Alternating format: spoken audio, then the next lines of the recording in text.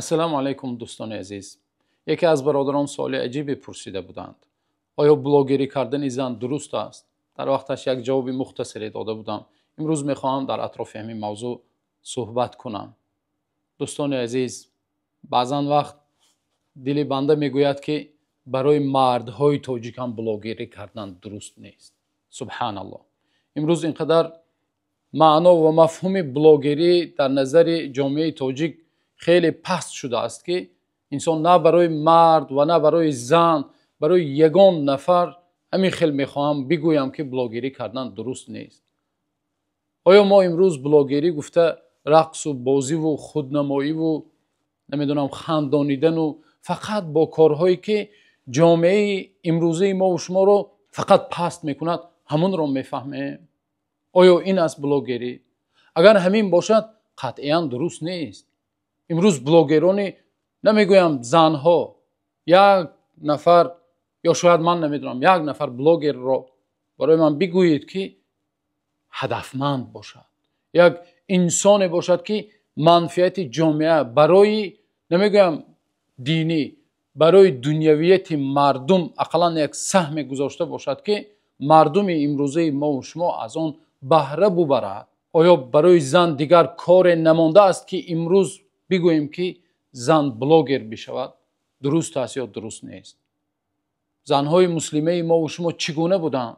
آیا امروز با خودنمایی ببینید نه فقط رقص و بازی و نمیدونم خنداندن و صحنه‌چه های بی معنی، حتی خانه اش رو نشان دادن. امروز همین الگوریتم های اینستاگرام و تیک تاک و همین شبکه های اجتماعی مجبور میکند که زنها از قفای یا همون بلاگرها از قفای ترند بدوند. هر ترندی که نو به نو میبراید آن با ارزش های ما و شما، با دین ما و شما، با عرف و عادت ما و شما درست میگیرد، تغییر میگیرد، نمیگیرد، اما آنها را مجبور میکند که از قفای همون دوند. خانه اش رو نشان میدهد، فرزندش رو نشان میدهد، ماشین نو خریدیم، این کردیم، وای کردیم. امروز سبب چقدر عائله ویران شوی ها همین به نام بلاگرهای زنها شده ایستادند.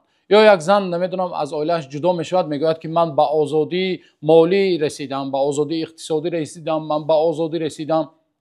خودش را همچون نمونه معرفی میکند. چقدر عائله ها ویران میشوند از همین سبب. ببینید الله تعالی در قرآن کریم برای ما و شما اهل ایمان یک مثال میزند.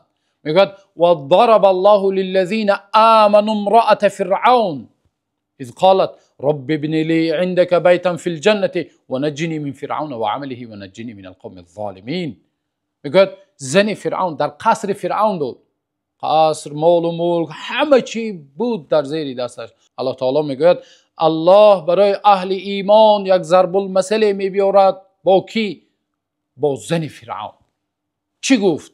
چه آرزوی کرد؟ برای خود چه هدف گذاشت این زن که آسیه در تاریخ نامش نوشته شد و پیامبر صلی الله علیه و سلم گفتند یکی از سرداران زنان اهل بهشت گفت پروردگارا برای من در نزد خودت قصر بده. این قصری که در این دنیا هست او را نمیخواهم. پروردگارا رب ابن لی عندک بیتا فی الجنه، در نزد خودت خانه برای من بنا بکن. و نجنی من فرعون، از فرعون و عمل آن کارهای ناشایسته ای که میکند و از این قوم ستمگار مرا نجات بده. آیا مادر مؤمنان عایشه صدیقه برای زنها یک نمونه بهترین نیست؟ ببینید عایشه صدیقه وقت پیامبر صلی الله علیه و سلم از دنیا گذشتن 18 ساله بودند. برای ما و شما 2210 حدیث صحیح روایت کردند که در صحیح بخاری و صحیح مسلم روایت شده است.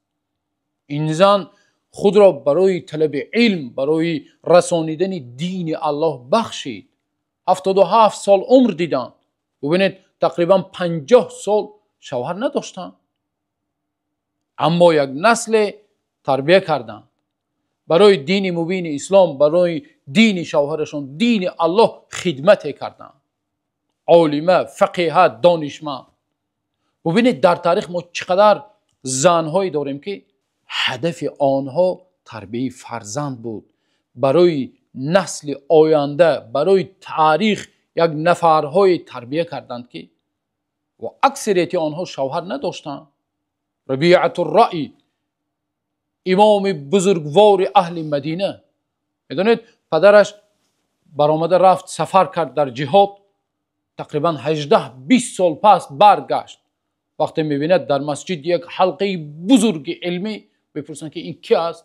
میگن ربیعه پسر فروخ است. ربیعة الرأی امام بود، دانشمند بود. ببینید امام مالک رحمت الله علیه یتیم به وای رسیدن، اما امام اهل حدیث، امام اهل مدینه. ببینید امام شافعی اینقدر دانشمند بزرگ صاحب مذهب، یتیم به وای رسیدن. در سن 7 سالگی مادرشون شوهر نداشتن، از غزه الله تعالی آزادش کنند، از غزه به مکه هجرت کردند، تعلیم دادند. امام شافعی در سن 7 سالگی قرآن را حفظ کردند. در سن 10 سالگی موطأ امام مالک را حفظ کردند. در سن 15 سالگی امام مالک برایشان روایت حدیث و فتوا را اجازت دادند. ببینید احمد ابن حنبل همچنین. احمد ابن حنبل یتیم به وای رسیدند. پدرشان در سن 30 سالگی از دنیا گذشتند. مادرشان تصور کنید وقتی پدرشان 30 ساله باشن، مادرشان از 30 خردتر بودن، 20 و چند ساله بودن. اما برای ما و شما امام اهل حدیث رو تربیه کردن. ببینید محمد ابن اسماعیل بخاری، امیر المؤمنین فی الحدیث، مؤلف صحیح بخاری، الجامع الصحیح لاحادیث النبی صلی الله علیه و سلم، یتیم به وای رسیدن. در سن 15 سالگی یا 16 سالگی مادرشون گرفتن، چیکار کردن؟ همراه برادرشون احمد، محمد ابن اسماعیل بخاری را گرفتن، به مکه آمدن، به حج آمدن و حضرت رو در مکه گذاشتند و رفتن برای طلب علم. ببینید در خردسالی چشماشون نابینا شد. نگفتن که فرزند من نابینا شد. شبها میخیستند در نماز تهجد دعا میکردن الله تعالی این مادری بتقوا، این مادری بزرگوار رو دعایش را اجابت کرد. محمد ابن اسماعیل بخاری چشماشون بینا شد. معجزه پروردگار. بنابراین امیر الشعراء احمد شوقی میفرمایند الام مدرسه ان اعددتها اعددت جیلا صالح الاعراق. میگویند مادر یک مدرسه است. مادر خود مدرسه است. اگر مادر زنی صالحه باشد، اگر مادر هم غمش تربیه فرزند، تربیه نسل جوان باشد، اعددت جیلا صالح الاعراق، گویا یک نسلی بهترین را آماده کرده ای. برای همین برادران عزیز، خواهران عزیز، امروز ما و شما نیاز به یک شخصیت هایی داریم که برای امت اسلامی، برای جامعه ما و شما خدمت کنند. امروز هدف ما و شما نه فقط که نفس پرستی باشد، نه فقط که هدف ما و شما امروز خودنمایی باشد و یک کارهای پست باشد. هدفهای بزرگ برای خود بگذاریم. این مادران بزرگ را برای خود نمونه عبرت گذاریم. الله تعالی را دعا میکنیم که الله تعالی خواهرها و زنهای امروزه را الله موفق بگرداند تا اینکه برای ما و شما مردان خدا، مردانی که در راه دین مبین اسلام و برای اصلاح جامعه امروزه خدمت میکنند، برای ما و شما تربیه و بوایه برسانند. تا نوار آینده الله نگهبانتان باشد.